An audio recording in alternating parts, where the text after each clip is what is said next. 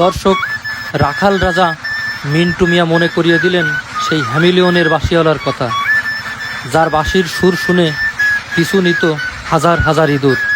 ঠিক তেমনই রাখাল রাজা মিন্টু মিয়ার বাঁশির সুর শুনে পিছু নেয় হাজার হাজার হাঁস। প্রতিদিন সকালে বাঁশি বাজানো মাত্রই সব হাঁসগুলো রাখাল রাজা মিন্টু মিয়ার পিছু নেয় এবং 4 থেকে 5 কিলোমিটার দূরে একের পর এক বিল পাড়ি দিয়ে হাঁসগুলোকে খাবার খাওয়ানোর উদ্দেশ্যে নিয়ে যাওয়া হয়। তো দর্শক, এমন ইন্টারেস্টিং ভিডিও পেতে পেজটি ফলো দিয়ে পাশেই থাকুন।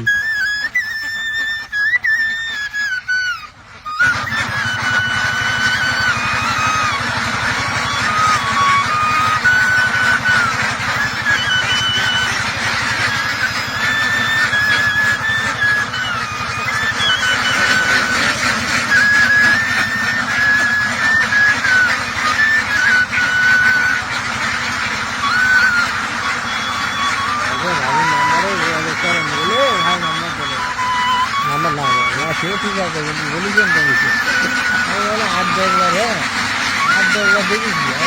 আমার সময় কি চলে গেল কিনা।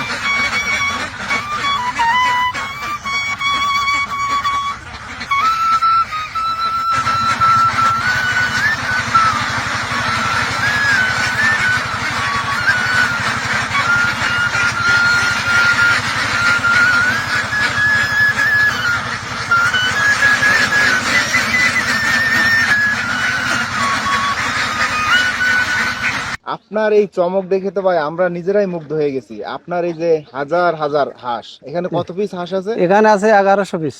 1100 পিস হাঁস আপনার এই বাঁশির সুর শুনে আপনার পেছনে পেছনে ছুটে আসছে। জি জি, সত্যি ভাই মুগ্ধ হলাম দেখে। আসলে এটা আপনি কিভাবে সম্ভব, কিভাবে কি করলেন, এই হাঁস শিকারি করলেন কিভাবে? এখন ছোটবেলায় বইতে পড়েছি যে হেভিওয়ালার বাঁশিওয়ালার সুর শুনে আপনার ইঁদুর মানে বিভিন্ন জীবজন্তু চলে আসতো। এখন আমি তো সামান্য একটা ক্ষুদ্র মিন্টু মানুষ।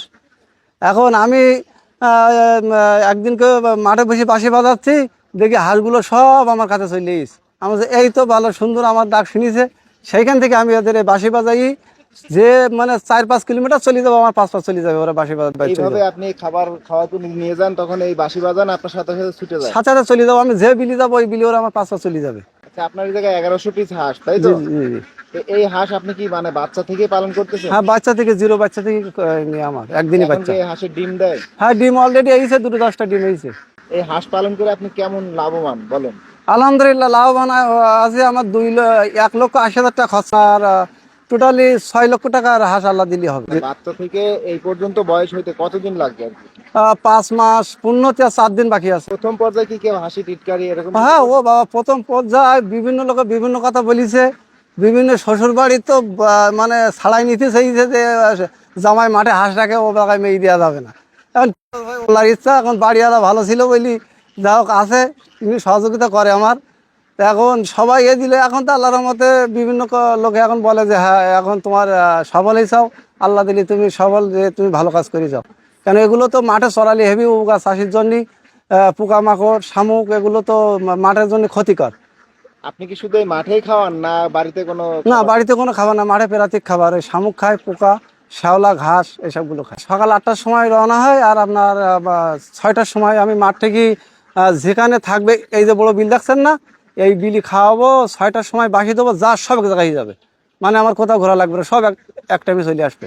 আপনি সবকিছু ঠিক আছে, আপনি হাঁস রাখছেন, হাঁসের খামার করছেন, আপনি বাঁশি বাজায় মানে হাঁস নিয়ে যাচ্ছেন, কিন্তু আপনার পোশাকগুলো একটু ভিন্ন কেন বলেন তো?